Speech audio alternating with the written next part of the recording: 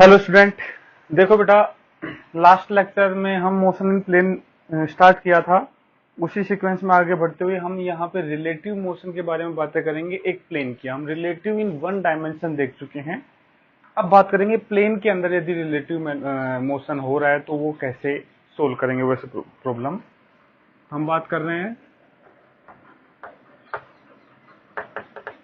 Relative motion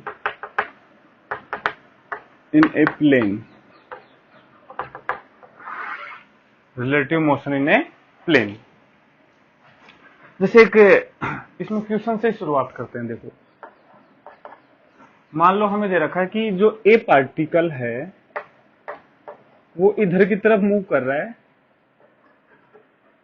suppose 3 metre पर second से। Particle B जो है वो इधर की तरफ इसके परपेंडिकुलर डायरेक्शन में मूव कर रहा है 4 मीटर पर सेकंड से। हमसे पूछा ये है, find velocity of B with respect to A. ये पूछा है, मतलब वेलोसिटी मतलब हमें मैग्नीट्यूड भी निकालना है उसका और उसकी डायरेक्शन भी निकालनी है। तो ऐसे केस में देखो क्या करते हैं, विद रेस्पेक्ट टू ए, मतलब ऑब्जर्व कौन कर रहा है, ए। तो हम कहेंगे with respect to A diagram बनाएंगे, विद रेस्पेक्ट टू ए। तो ए को क्या कर देंगे, रेस्ट पे। तो ए तो हो गया रेस्ट पे, और जो बी है बेटा ये खुद चल रहा था इधर 4 मीटर पर सेकंड से, लेकिन ए की वेलोसिटी इसको अपोजिट डायरेक्शन में मिल जाएगी इस साइड में। बोलो मिल जाएगी या नहीं, अपोजिट भी दे दी हमने 3 मीटर पर सेकेंड। ठीक है, तो अब देखो विद रेस्पेक्ट टू ए की यदि बात करें तो 4 इधर है 3 इधर है, तो अब इसकी नेट जो वेलोसिटी है वो कुछ इधर की तरफ बन जाएगी। इसको हम बोलेंगे velocity of B with respect to A, velocity of B with respect to A. और इसका जो मैग्नीट्यूड है बेटा इस 4 और 3 का रिजल्टेंट हो जाएगा, जो कि हो जाएगा 5 मीटर पर सेकेंड। यदि हमें एंगल चाहिए कि ये थीटा, तो हम कहेंगे tan theta will be equal to, tan theta बेटा परपेंडिकुलर वेलोसिटी और बेस वाली वेलोसिटी। ऐसे जब भी ये थीटा निकालना हो तो टेन थीटा लिखेंगे। ये तो बेस का काम करेगा और ये परपेंडिकुलर का काम करेगा, ये रिजल्टेंट है। तो ये एंगल निकालने के लिए परपेंडिकुलर वाली वेलोसिटी 3 और बेस वाली वेलोसिटी 4। टेन थीटा 3/4 कब होता है, जब थीटा कितना हो 37 डिग्री। मतलब बी की ए के रेस्पेक्ट में जो वेलोसिटी है वो 37 डिग्री होगी इधर की तरफ, वो भी किससे, बी की ओरिजिनल वेलोसिटी से।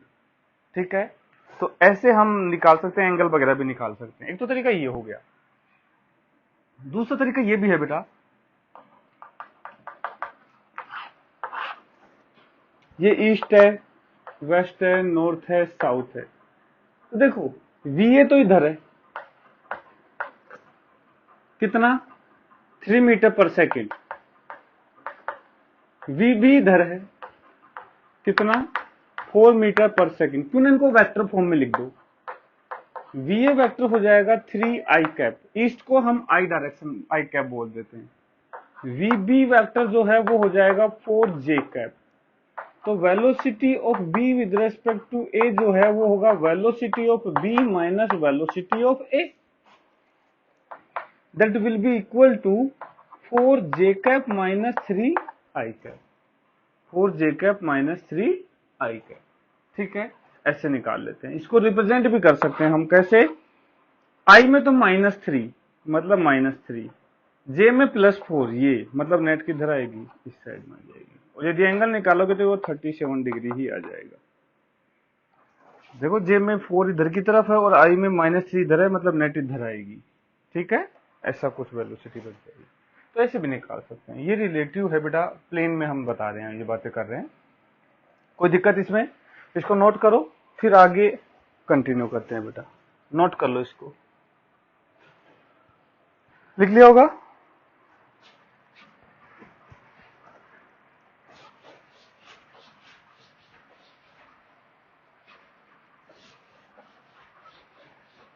अब देखो इसी में यदि कई बार क्वेश्चन पूछे जाते हैं, अलग अलग डिफरेंट टाइप के जो क्वेश्चन पूछे जाते हैं उसी पे बेस करेंगे हम बात करेंगे अब मिनिमम डिस्टेंस वाले क्वेश्चन।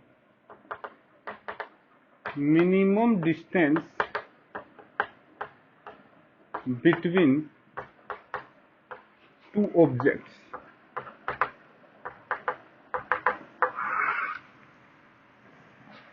देखो एक एग्जांपल लेते हैं सी।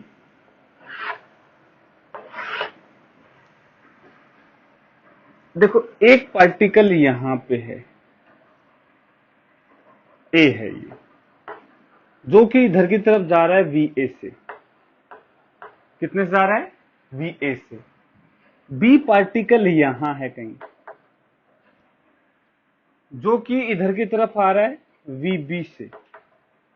ठीक है, ए और बी, वीए और वीबी इनकी वेलोसिटी है ए और बी की। ए और बी की जो इनिशियल डिस्टेंस है ये डी है। ठीक है, find minimum distance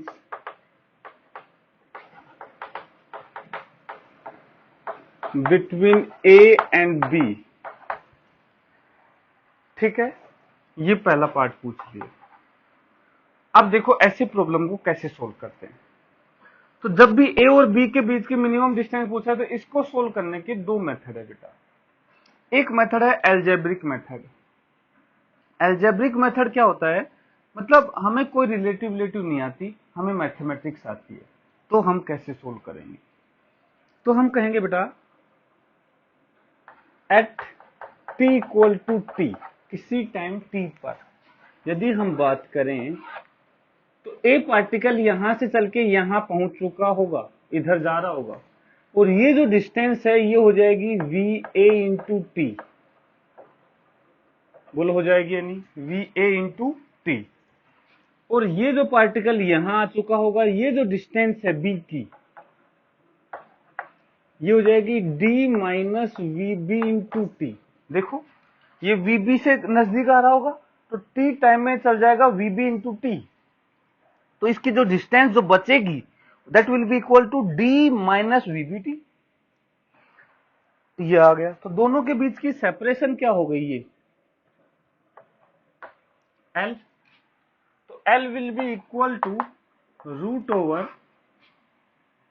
we A into T का square plus D minus V B into T का स्क्वायर। यही होगा। अब देखो बेटा, हमें एल को मिनिमम करना है, तो मैक्सिमम मिनिमम हमने पढ़ा है। तो इसको मिनिमम करने के लिए क्या करें? इसके डिफरेंशिएशन को जीरो। देखो बेटा इसके डिफरेंशिएशन को जीरो करके सोल्व कर सकते हैं, लेकिन थोड़ा सा देखो इसमें रूट लग रहा है ये। तो यदि रूट का ऐसे डिफरेंशिएशन करेंगे तो थोड़ी कैलकुलेशन गंदी हो जाएंगी। इसलिए मैं एक बात बोल रहा हूं, मैंने कहा जब एल मिनिमम होगा उस टाइम पे एल स्क्वायर भी तो मिनिमम होगा। बोलो होगा या नहीं? व्हेन एल मिनिमम होगा तो पक्का है एल स्क्वायर भी क्या होगा? मिनिमम। मतलब दोनों एक ही साथ तो होंगे यार, एक ही तो बात है। इसका स्क्वायर करो मतलब इसके रूट के अंदर जो लिखा हुआ है वो जब मिनिमम होगा तभी तो ये रूट की वैल्यू मिनिमम आएगी। तो इसलिए मैं क्या करता हूं, कैलकुलेशन आसान करने के लिए सिर्फ अंदर वाले को क्या कर देते हैं, अंदर वाले के डिफरेंशिएशन को जीरो कर देते हैं, मतलब एल स्क्वायर को मिनिमम कर देते हैं। वही बात आएगा, सेम आंसर आएगा। तो मैं कहूंगा D L square upon D T should be equal to zero. तो इसका डिफरेंशिएशन तो मैं कहूंगा D by D T of L square बन जाएगा वी ए इंटू टी का square plus D minus V B into T का square equal to zero. तो डिफरेंशिएशन करो बेटा। तो देखो यहां से वी ए स्क्वायर तो बाहर आ जाएगा, ये टी स्क्वायर इसका डिफरेंशिएशन टू टी हो जाएगा प्लस यहां बात करें तो टू इधर आएगा, D minus V B into T आएगा, two D minus V B into T, और इसका डिफरेंशिएशन करेंगे तो माइनस वी बी आ जाएगा। तो इसको माइनस यहां कर दिया into V B is equal to क्या कर दिया? जीरो। तो यहां से सोल्व करो, 2 से 2 तो कैंसिल हो जाएगा, 0 में चला जाएगा। यहां से VA स्क्वायर और यहां से minus minus plus VB square, तो VA square plus VB square into T is equal to, ये बच जाएगा D इंटू VB। तो time will be equal to DVB upon VA square plus VB square. Put this time in L, इसमें put कर दो बेटा time को, वो मिनिमम डिस्टेंस आ जाएगी। ये तरीका है मैथमेटिक्स का। कुछ नहीं पता हमें, तो मैथमेटिक्स पता है कि इतना डिस्टेंस, ये डिस्टेंस, इसको मिनिमाइज करो, आज ये सोल्व कर दिया, आंसर आ गया। टाइम भी निकाल लिया, कब मिनिमम होगा, डिस्टेंस भी निकाल लेंगे, लेकिन कैलकुलेशन बहुत बड़ी हो जाएगी और हमने कुछ फिजिक्स तो लगाई नहीं है। अब बात करते हैं फिजिक्स से कैसे करेंगे इसको। पहले तो इसको नोट करो बेटा, इस मेथड 1 को, ठीक है, ये मेथड 1 नोट कर लो, लिख लो बेटा, लिख लिया होगा। अब मेथड 2 की बात करते हैं।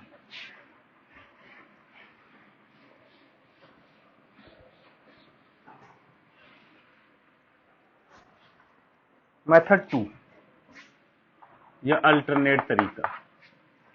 अब देखो बेटा, हम बात करें किसी एक को रेस्ट पे कर देते हैं और दूसरे को ऑब्जर्व कर लेते हैं। ए अच्छा भला यहां पे है तो इसको ही रेस्ट पे कर देते हैं, मान लो विद रेस्पेक्ट टू ए के रेस्पेक्ट में डायग्राम बना के देखते हैं। ये दो देखो बेटा, जब ए के रेस्पेक्ट में बनाएंगे तो ए तो हो जाएगा रेस्ट पे। बी के यदि बारे में बात करें तो बी यहां है, इधर चल रहा है VB से, ए की वेलोसिटी इधर थी VA जो कि इसको अपोजिट डायरेक्शन में मिल जाएगी, ये तो हो गया VB, और इधर की तरफ इसको मिल जाएगी VA। तो इसके पास जो नेट वेलोसिटी है दोनों के बीचों बीच कुछ इधर आ जाएगी, मतलब इधर की तरफ इसके पास कुछ नेट वेलोसिटी आएगी। मतलब इसके रिलेटिव में यदि इसको रेस्ट पे देख के देखेंगे तो बेटा ये इधर की तरफ जाएगा, ये पार्टिकल ऐसे ऐसे जाएगा, बोलो जाएगा या नहीं, ठीक है, क्योंकि नेट वेलोसिटी इधर की तरफ है। अब देखो ये तो यहीं पे रहेगा। अब मेन जो कंसेप्ट हम वो यूज कर रहे हैं वो ये है कि जो दो पार्टिकल के बीच की जो मिनिमम डिस्टेंस है या दो पार्टिकल के बीच की जो डिस्टेंस है वो बेटा फ्रेम से इंडिपेंडेंट होती है। जैसे टाइम जैसे किसी इंसिडेंट के होने का जो टाइम होता है वो फ्रेम इंडिपेंडेंट होता है, तो हम किसी भी फ्रेम से निकालो सेम आएगा। वैसे ही दो ऑब्जेक्ट के बीच की डिस्टेंस भी फ्रेम इंडिपेंडेंट होती है, किसी भी फ्रेम में बैठ के निकालो आंसर सेम मिलने वाला है। तो इसको लिख लो पहले, ऐसे हिंट करके या कुछ भी कहीं भी जगह पे लिख लो, distance between two object, distance between two object will be same in every frame, will be same in every frame. That's why we can use relative to find minimum distance. We can use relative to find minimum distance. देखो अब क्या है बेटा, ये इस line पे move कर रहा है इसके रेस्पेक्ट में, तो मिनिमम देखो एक लाइन और एक पॉइंट के बीच की जो मिनिमम डिस्टेंस है, मैंने स्ट्रेट लाइन में बताया था कि एक लाइन और एक पॉइंट, पॉइंट तो ये हो गया और इस लाइन पे मूव कर रहा है, तो इनके बीच की जो मिनिमम डिस्टेंस है वो तब होगी जब इस पॉइंट से इस लाइन के ऊपर एक परपेंडिकुलर डालेंगे। तो यहां से एक परपेंडिकुलर डाल दो, ये डाल दिया ये लो, ठीक है। तो यहां जब ये पार्टिकल होगा तो ये जो डिस्टेंस होगी ये डी मिनिमम होगी, ये जो डिस्टेंस है ये क्या होगी, डी मिनिमम। हमें ये ही निकालनी है बस, ठीक है बेटा, ये डिस्टेंस निकालनी है। अब ध्यान से देखना, इस ट्रायंगल को मैं बना रहा हूं यहां पे दोबारा से थोड़ा बड़ा करके,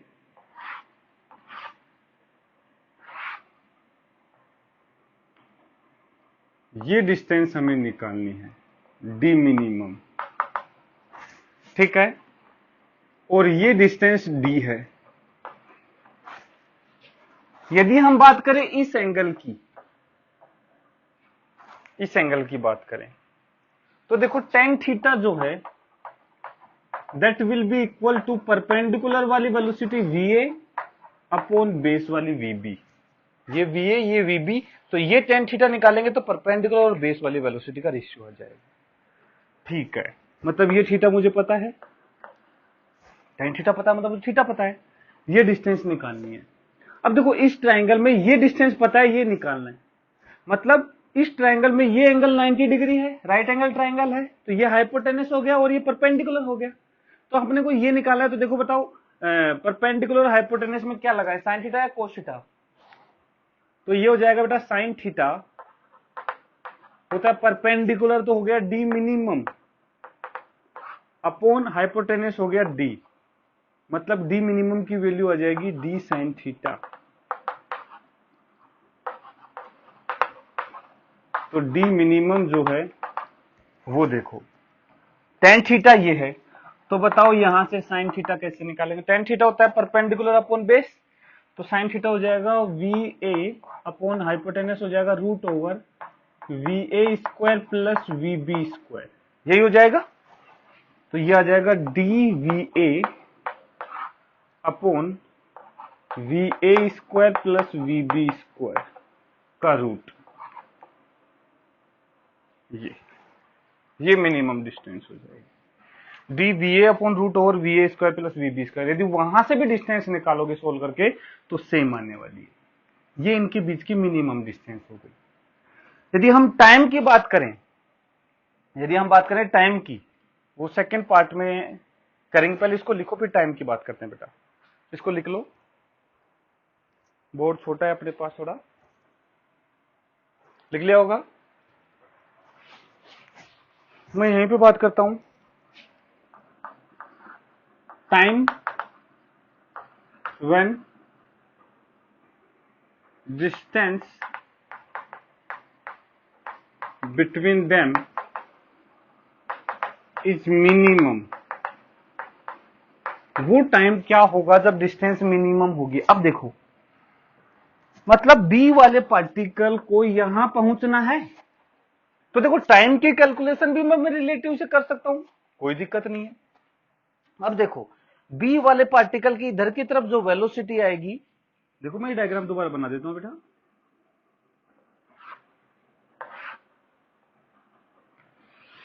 इधर की तरफ जो इसके पास वेलोसिटी आ रही है वो वी ए और वीबी का नेट है, जो कि हो जाएगा root over V A square plus V B square, मतलब ये तो यहां रेस्ट पे है और ये इधर की तरफ जा रहा है root over V A square plus V B square. अब देखो यदि इसको यहां से यहां पहुंचना है इस वेलोसिटी से, तो टाइम कितना लगेगा वही तो निकालना है। ये डिस्टेंस डी है, ये एंगल थीटा मुझे पता है। यदि मुझे कहीं से ये डिस्टेंस पता चल जाए, देखो ये तो था ए, ये था बी, और इस पॉइंट को मैं पी बोल देता हूं जब डिस्टेंस मिनिमम है, ठीक है। तो यदि मुझे बीपी डिस्टेंस पता चल गई, तो टाइम के लिए क्या करूंगा, ये डिस्टेंस और ये वेलोसिटी को डिवाइड कर दूंगा, तो टाइम जो आएगा that will be equal to BP divide by root over, या फिर मैं इसको लिखूं, ये क्या है, ये जो है ये है velocity of B with respect to A. तो ध्यान से देखना, बीपी को क्या लिखूंगा मैं, बीपी जो है बेटा डी का कोस थीटा है, D cos theta divide by V B A, वो निकाल चुका हूं मैं, root over V A square plus V B square. Cos theta रख दो बेटा, साइन वी ए अपोन ये है तो कोस आएगा वी बी अपोन ये, तो ये बन जाएगा D V B root over V A square plus V B square. ठीक है बेटा, ये टाइम आ जाएगा। कैलकुलेशन सही की है क्या अपन ने? BP D cos theta, time निकालना है तो डिस्टेंस हो गई डिवाइड बाय वेलोसिटी, वेलोसिटी होगी root V A square plus V B square. पर टाइम की डायमेंशन कुछ गड़बड़ आ रही है अपनी, कि डिस्टेंस वेलोसिटी वेलोसिटी कुछ रूट नहीं आना चाहिए, कुछ ऐसा होना चाहिए, V B A velocity of B with respect to A, तो यही होगा root B square plus B square. ठीक है, डिस्टेंस की यदि बात करें तो डी कोस थीटा होगा, हाँ सॉरी, ये तो कोस थीटा की वैल्यू रखी है ना, VB अपॉन ये तो कोस थीटा की वैल्यू रखी है। देखो थोड़ा सा सही करते हैं, हमने वैल्यू सही नहीं रखी। D कोस थीटा रखेंगे तो ये आएगा VB upon root over VA square plus VB square, ये तो कोस थीटा है, इंटू 1 अपॉन ये तो था ही ना, root over VA square plus VB square. ठीक है, तो ये जो टाइम आएगा ये आएगा DVB divide by root root पूरा स्क्वायर हो जाएगा, तो VA square plus VB square. देखो यही टाइम आया था, ये टाइम आ जाएगा।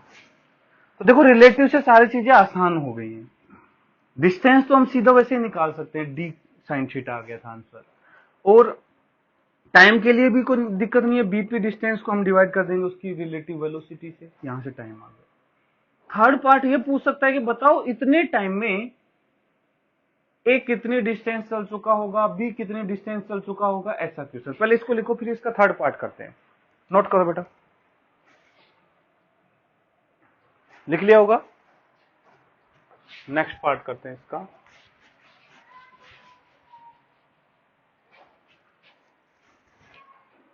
थर्ड पार्ट, डिस्टेंस ट्रेवल्ड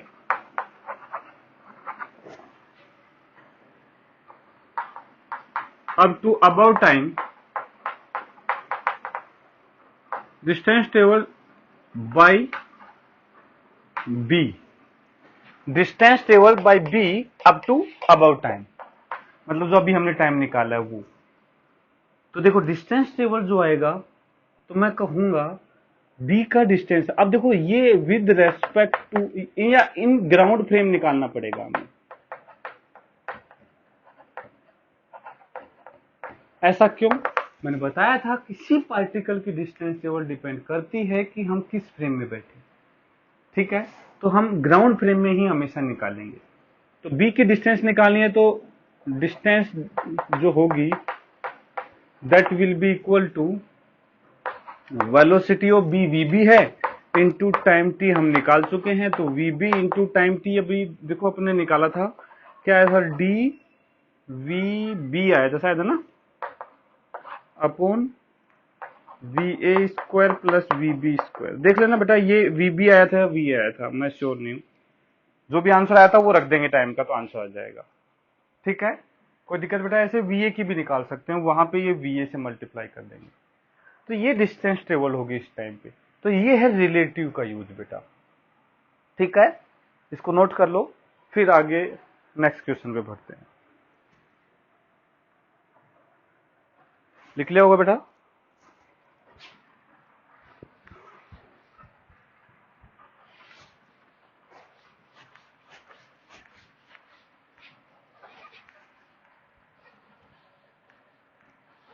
अब देखो बेटा,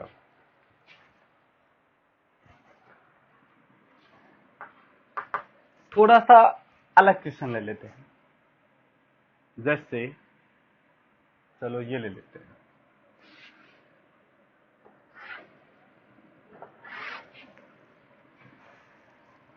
एक पार्टिकल यहां पे है,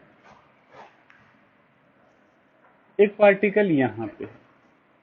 ठीक है, ये इधर की तरफ चल रहा है, सपोज ये चल रहा है इधर की तरफ 4 मीटर पर सेकेंड से, ये इधर की तरफ चल रहा है 3 मीटर पर सेकेंड से। दोनों डिस्टेंस 100 मीटर है, 100 मीटर ये थी और 100 मीटर ही ये है, मतलब दोनों पार्टिकल, इसको मैं नाम दे देता हूं A, इसको नाम दे देता हूं B। दोनों पार्टिकल 100 मीटर डिस्टेंस यहां से 100 मीटर पे है, क्रॉसिंग से, ऐसे समझो क्रॉसिंग है ये। एक गाड़ी उधर से आ रही है रोड पे, एक गाड़ी इधर से जा रही है, और ये चौराहा है, तो दोनों ऐसे आ रही है। तो हमें पता है दोनों इक्वल डिस्टेंस पे है, लेकिन वेलोसिटी अलग अलग है, तो कोलिजन तो नहीं होगा इनका, लेकिन ये क्रॉस कर जाएंगे ऐसे। अब देखो बात ये है कि इनके बीच की जो डिस्टेंस है वो मिनिमम कब होगी, कितनी होगी, ये सब बातें हमें यहां पे निकालनी है। Find minimum distance between A and B and also find that time.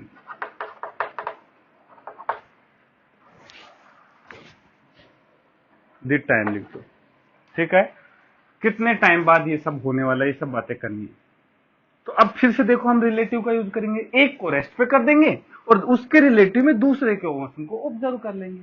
तो देखो, मान लो विद रेस्पेक्ट टू ए करते हैं, ए के रेस्पेक्ट में डायग्राम बना लेते हैं,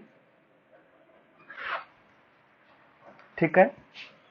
ए तो रेस्ट पे रहेगा बेटा, ये तो रेस्ट पे रहेगा और ये यहां, ठीक है।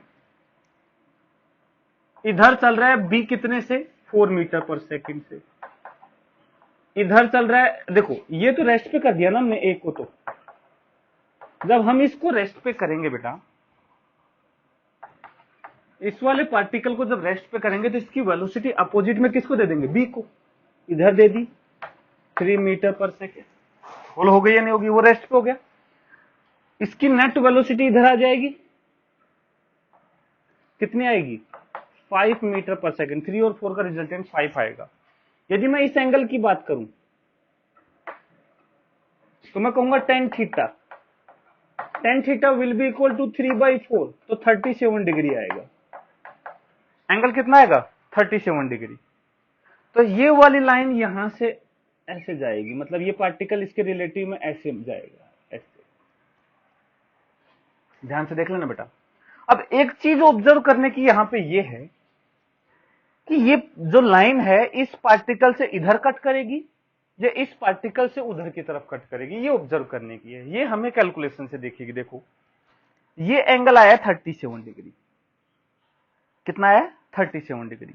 ये डिस्टेंस तो 100 मीटर है, ये कितनी है, 100 मीटर, और ये भी 100 मीटर है। यदि मुझे पता चल जाए ये 100 से ज्यादा है या कम है तो काम बन जाएगा। तो मैं इस डिस्टेंस को निकालने की कोशिश करता हूं, चलो कि कितनी है, ठीक है बेटा। तो मैं बोल देता हूं ये डिस्टेंस x है, कितनी है, x। तो इस ट्रायंगल में बात करते हैं। तो इस ट्रायंगल में देखो हम कहेंगे tan थीटा मैं निकाल चुका हूं, चलो tan theta is equal to है 3/4। लेकिन यदि मैं इसके लिए tan थीटा लिखूं तो x/100 भी तो आएगा, और tan थीटा तो कितना है, 3/4। इसको लिख देता हूं 3/4। ध्यान से देखो, इस ट्रायंगल में tan थीटा होगा परपेंडिकुलर अपॉन बेस, तो x/100 और ये 3/4 होना चाहिए। इसका मतलब x should be equal to 2075 metre, मतलब 75, मतलब ये कम ही रहेगा। तो ठीक है, ये हमें 75 मिल गया। तो ये डिस्टेंस बच जाएगी 25 मीटर। बोलो बच जाएगी या नहीं, 25 बच जाएगी।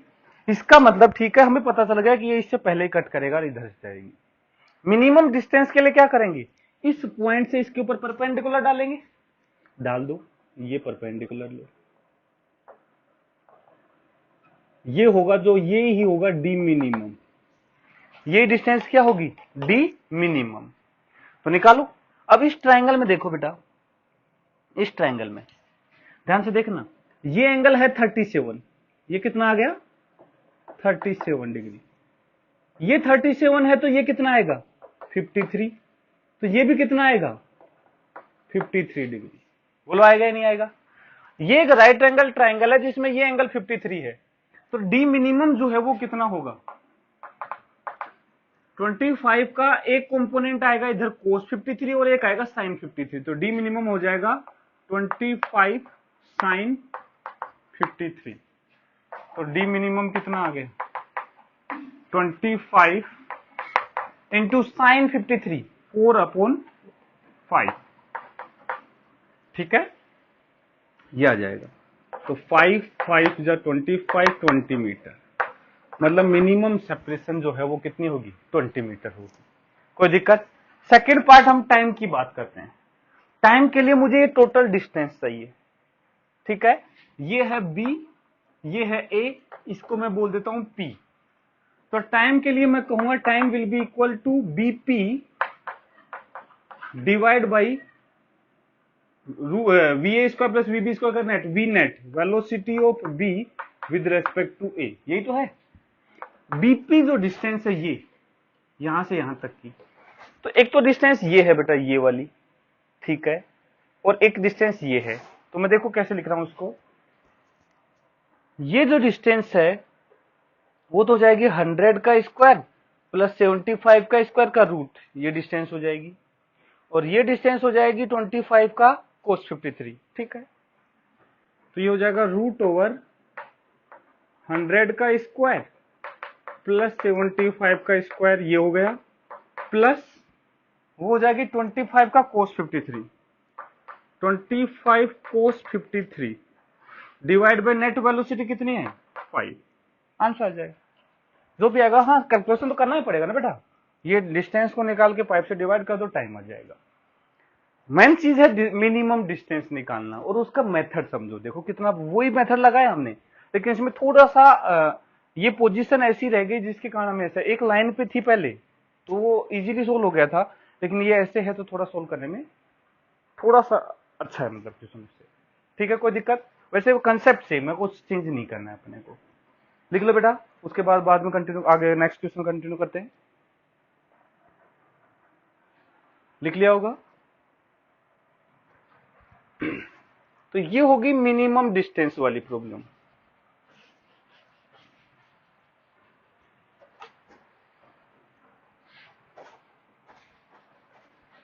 चलो एक क्वेश्चन करते हैं बेटा।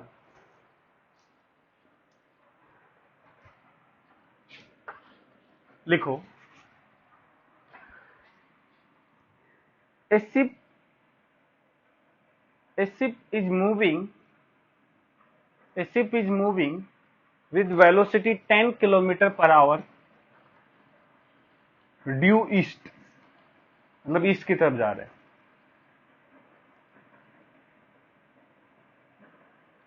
नहीं नॉर्थ लिख लिया, ड्यू नॉर्थ, बस इच्छा हो गई। शिप का नाम भी दे दो, शिप ए, ठीक है। Ship A is moving with A speed 10 kilometre per hour due north. another ship B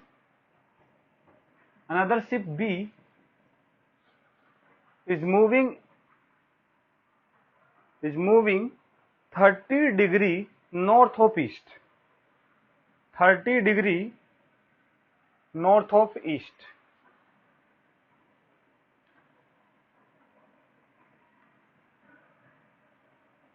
An observer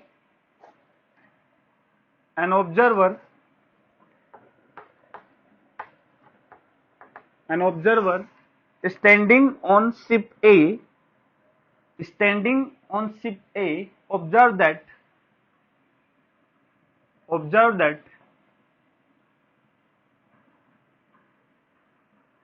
ship B is always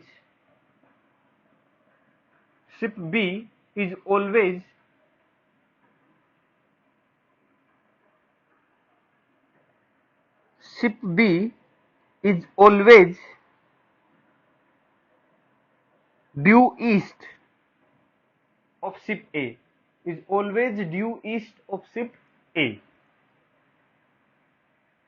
Then find speed of ship B. समझो देखो क्या कह रहा है, बड़ा इजी क्वेश्चन है, कुछ नहीं है, समझ में आ जाए तो। ये शिप ए है, इधर की तरफ चल रहा है, नॉर्थ है ना बेटा, ये ईस्ट है, तो ये चल रहा है 10 किलोमीटर पर आवर से, 10 किलोमीटर पर आवर की स्पीड से इधर की तरफ चल रहा है। शिप बी जो है कह रहा है कि हमेशा शिप ए के ईस्ट में है, यहां कहीं मान लो, मुझे नहीं पता कितने डिस्टेंस है, ये बी है, और वो चल किधर रहा है, देखो इसके लिए डायरेक्शन वाली ये लाइन होगी, इसके लिए नॉर्थ होगा इधर की तरफ, ईस्ट होगा इधर की तरफ, तो ये चल रहा है 30 degree north of east, east का 30 डिग्री नॉर्थ जाना है अपने को, तो मतलब ये इधर चल रहा है, ये वी बी है, ये एंगल 30 डिग्री है, ठीक है। अब कह रहा है कि ये हमेशा ए पे ऑब्जर्वर जो खड़ा है वो देखता है कि बी जो है हमेशा इसके ईस्ट में है, मतलब जब ये चल के यहां से यहां पहुंचेगा उस टाइम पे बी वाला जो है इसके इसी लाइन पे होगा, ईस्ट वाली लाइन पे। यही मुझे पता है ये जाएगा किसी ऐसे एंगल पे, तो पक्का है वो कहीं यहां होगा। मतलब इस डायरेक्शन में, नॉर्थ डायरेक्शन में जो दोनों की डिस्टेंस ट्रेवल है वो सेम होगी इस डायरेक्शन में, नॉर्थ में। ये तो पूरा का पूरा नॉर्थ में चल रहा है, लेकिन ये किसी एंगल पे जा रहा है, लेकिन इसका जो नॉर्थ की तरफ जो कंपोनेंट है वो दोनों का क्या होना चाहिए, सेम होना चाहिए। सिंपल सी बात है, तभी तो हमेशा इसके ईस्ट में रहेगा ही। यदि ये इस वेलोसिटी का ये वाला कंपोनेंट इसके इक्वल नहीं हुआ तो ये या तो इससे आगे चला जाएगा या इससे पीछे रह जाएगा। यदि हम नॉर्थ डायरेक्शन में दोनों को सेम चाहते हैं तो नॉर्थ डायरेक्शन में दोनों की वेलोसिटी भी क्या होनी चाहिए, सेम होनी चाहिए। तो मैं कहूंगा वीबी का जो साइन 30 कंपोनेंट है, ये कोस और इधर sine 30, that should be equal to 10। तो VB will be equal to sine 30 हो जाएगा 1/2, तो ये हो जाएगा 20 किलोमीटर पर आवर। देखो क्वेश्चन समझना है बस, बाद में सॉल्यूशन कुछ नहीं है इसका। इसकी वेलोसिटी का ये कंपोनेंट बराबर करना है, तभी तो दोनों हमेशा एक ऐसे रह पाएंगे इस डायरेक्शन में। यदि ये कंपोनेंट 10 से ज्यादा हो गया तो ये ज्यादा डिस्टेंस चल जाएगा, तो मतलब ये किसी एंगल पे आ जाएगा। इधर कम हो गया तो ये पीछे रह जाएगा इस साइड में, तो फिर भी नहीं हो पाएगा। तो मतलब नॉर्थ में दोनों की वेलोसिटी क्या कर दी, सेम कर दी। लिख लो, फिर आगे बढ़ते हैं बेटा। लिख लिया होगा।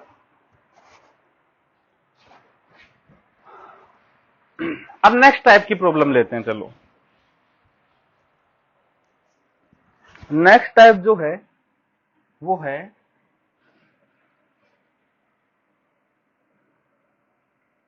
पर वो उसमें तो टाइम लग जाएगा, अपन यदि रिवर मैन ले ली तो। चलो एक काम करते हैं, छोटे मोटे वैसे ही क्वेश्चन कर लेते हैं। एक इजी सा क्वेश्चन करते हैं।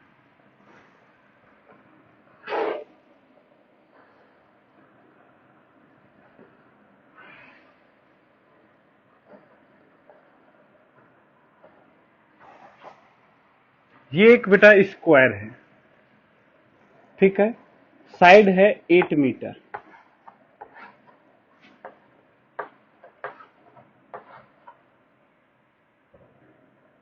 एक पार्टिकल ए है जो इधर की तरफ चल रहा है 2 मीटर पर सेकेंड से। ये काम करो 10 मीटर पर सेकेंड।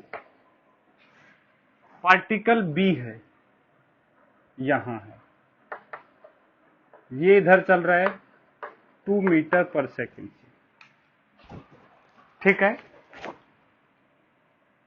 ओके, ए और बी पार्टिकल जो है हमेशा इस स्क्वायर पे चलते हैं। लिख लो, डायग्राम बना लो पहले, ठीक है। अब लिखो particle A and B, particle A and B always move on the given square,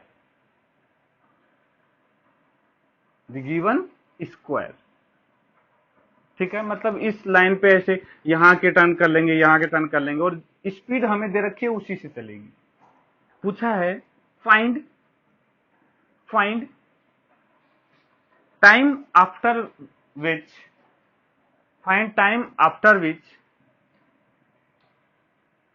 both the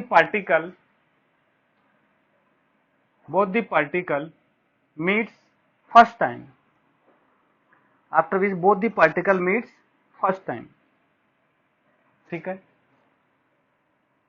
एक बार सोल्व कर लो, बड़ा इजी क्वेश्चन। चलो हम सोल्व करते हैं बेटा। देखो बेटा, हमें ये चीजें सोचनी पड़ती हैं खुद से कि कब रिलेटिव का यूज करना है, कब रिलेटिव का यूज नहीं करना।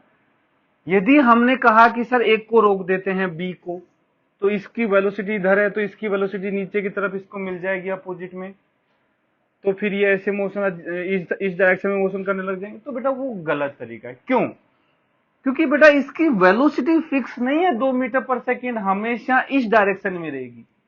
थोड़ी देर बाद इसकी वेलोसिटी इधर हो जाएगी, थोड़ी देर बाद इधर हो जाएगी, तो चेंज हो रही है ना। यहां यदि हमने एक को रेस्ट पे करके दूसरे को वेलोसिटी दे दी तो गलत हो जाएगा। ऐसे क्वेश्चन जो होते हैं बेटा कॉमन सेंस बेस्ड क्वेश्चन है, ये कुछ नहीं करना इसमें, सिर्फ सोचना। वैसे देखो सिंपल सा हिसाब है, 10 मीटर पर सेकंड से चलेगा ये, और ये 2 मीटर पर सेकंड से चलेगा। तो पहले तो एक बात बताओ, क्या ये इसको पकड़ेगा या ये इसको पकड़ेगा? मतलब ये इसको दौड़ के कैच करेगा या फिर ये इसको इधर से आके घूम के कैच करेगा? तो सिंपल सी बात है, ए तेज चल रहा है तो ये तो पकड़ नहीं सकता बी तो ए को, तो ए पकड़ेगा बी को।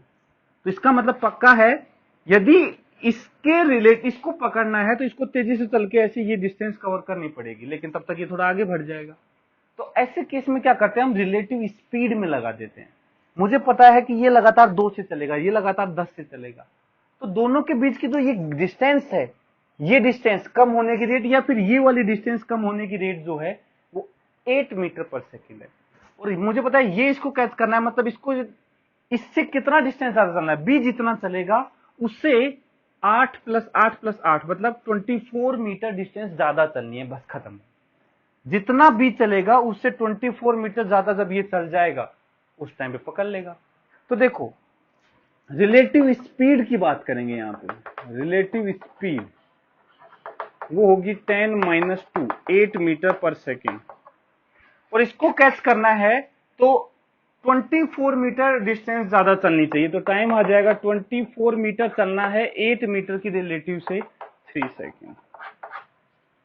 कुछ नहीं लगाना, सिंपल क्वेश्चन है, 3 सेकेंड आंसर है। लेकिन यदि तुम रिलेटिव वेलोसिटी वाला कंसेप्ट लगा दिया तो बेटा कुछ नहीं हो सकता, फिर तो ये सोल्व नहीं होता, क्योंकि हमें पता ही नहीं है किस टाइम पे ये टर्न ले रहा है, उस टाइम पे ये कहाँ है, तो वो तो सोल्व करना बेटा पॉसिबल ही नहीं होगा, बहुत अब पता नहीं क्या ही बन जाएगा सिचुएशन।